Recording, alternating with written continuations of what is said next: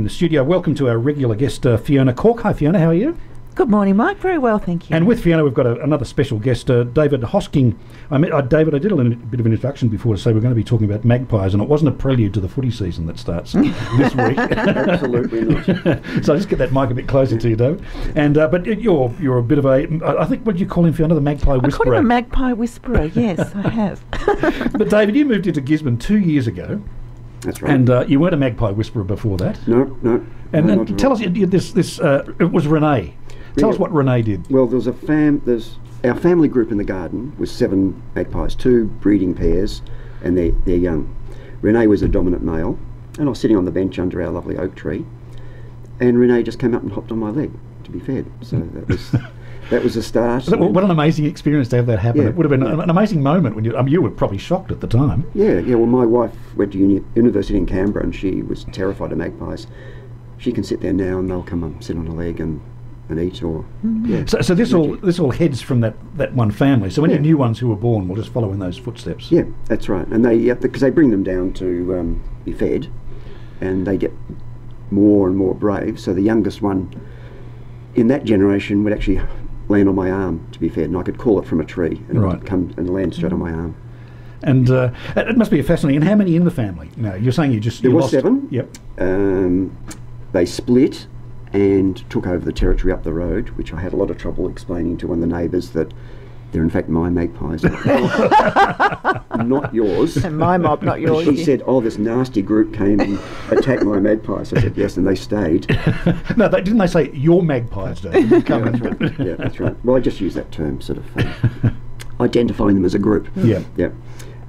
So 4 stayed, 3 left, and I can still walk up the street to the group of 3, and the baby one will still come and land on. Unbelievable. To be fed. Amazing. Yeah, and do they, the new family that's moved to the new property, do they do the same with the residents of that property? They've got people who feed them up the street as well, yes. and they'll jump on their arms or something there as well. No, I think they'll come up and feed by hand, but they won't get quite that. Not as that domestic. Only something for the magpie whisperer. The magpie whisperer. That's right. This is fascinating, Fiona. Now the dominant female went, and Renee now is getting on with. From what I understand, you've called her Beryl the Thug. Is that right? Well, not the thug. You said thug. I just said Beryl. Beryl the bully. I'll go as far. Bully. Beryl the bully. That's right. I don't like to speak badly about magpies, but Beryl has a pretty a bit of an attitude problem. Bit of an attitude problem.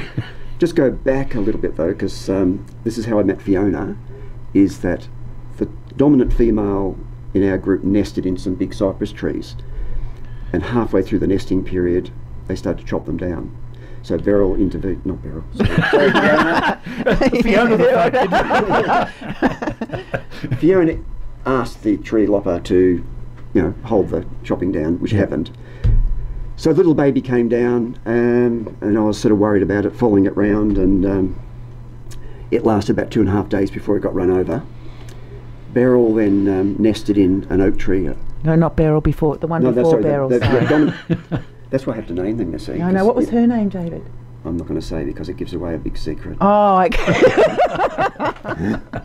Some things have to remain private. The magpie before Beryl. Right. The magpie formerly known as she re-nested, then vanished for a few days, and she came back covered in blowflies and in a real mess. We had to have it. I caught her and took her to the vet, and she was put down. And how would that happen, David? She had a prolapse, laying another lot of eggs too quickly. Right. And so there was a vacancy, and that was the fascinating time, because every magpie in the area knew there was a vacancy, and my lot, who were dominant, were being attacked from all sides. By what? Other magpies? Each of the families in the 4 directions. Right. So, and I had heard when I was feeding my group for a year or so that there was this dreadful, pitiful wailing sound coming from the tree in the next territory. And now I know that was Beryl watching the feeding. So she just moved straight in. Right. And she was attacked. Took an opportunity. She was attacked. She had the feathers pulled out from her front, but she was there to stay. Right. So she's a feisty character. She's a feisty character. Then for 2 or 3 days after that, they were sitting in the tree, singing away. They were singing "We Are the Champions" in magpie, and attacking any bird they could see in any direction.